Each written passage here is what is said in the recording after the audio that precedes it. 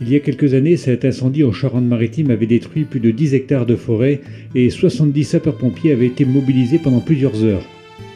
Chaque année, près de 80 hectares de massifs forestiers sont détruits en Charente-Maritime. Départ de feux de forêt au niveau de la PSPL 10MCH42.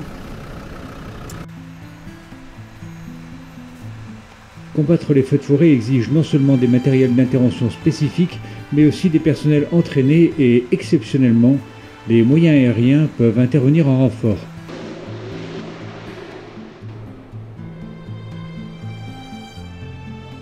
La Charente-Maritime est recouverte de plus de 100 000 hectares de forêt.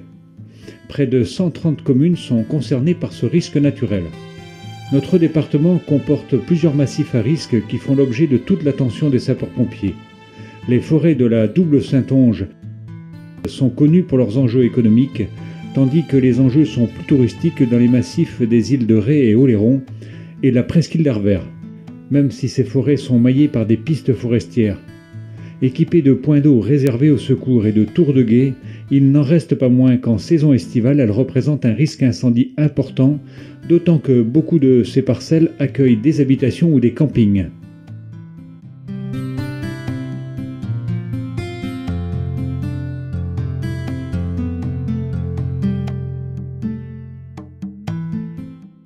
Si un incendie survenait dans ces espaces, la réactivité des secours se doit d'être optimum.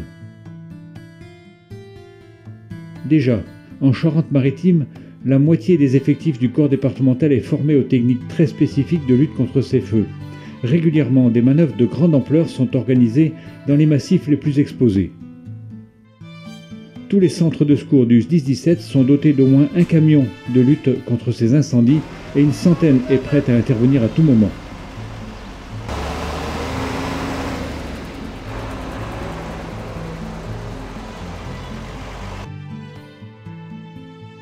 Mais au-delà de toutes les mesures de prévention et de prévision qui sont prises par les sapeurs-pompiers, ils savent que la rapidité et la précision de l'alerte restent un élément essentiel dans la gestion de ces sinistres.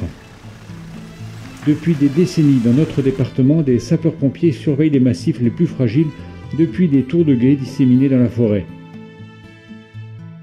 Selon les conditions météorologiques qui font évoluer chaque jour le niveau de risque d'éclosion de ces feux, le SDIS engageait ses sapeurs-pompiers guetteurs en haut de ces tours.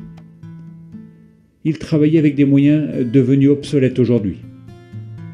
Alors, dans la logique de la modernisation de ces outils de travail, le SDIS-17 s'est doté d'un système de détection automatique des feux de forêt doté des dernières technologies. Après 4 ans d'études, la société Paratronic a été choisie pour développer ce système nommé Adélie. Désormais, depuis 11 points hauts répartis dans les principaux massifs forestiers de la Charente-Maritime, des caméras numériques détectent la présence de la moindre fumée suspecte. L'ensemble des images collectées est transmis en direct par voie hertzienne au centre de commandement à La Rochelle. Dans ce centre opérationnel du SDIS, un opérateur est en veille pour réagir à la moindre alerte. Et les secours sont immédiatement engagés. Fiable, fonctionnel et innovant, Adélie permet la détection et la localisation précise des départs de feu très rapidement. Dès qu'une lueur ou une fumée est détectée par le système, l'alarme est transmise à l'opérateur de garde.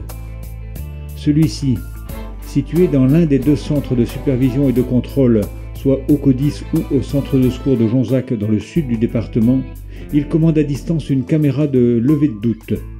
Il localise le sinistre sur un fond cartographique et informe le centre de traitement de l'alerte qui peut engager les moyens de lutte appropriés instantanément.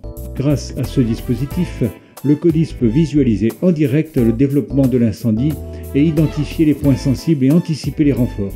Ce dispositif a été inauguré au printemps et les élus du département ont constaté que les sapeurs-pompiers veillaient de près à la sécurité de ce patrimoine naturel. Le système Adélie va permettre de mieux appréhender ce risque et de le combattre plus efficacement. C'est l'unique raison de son implantation au cœur des massifs forestiers de la Charente-Maritime.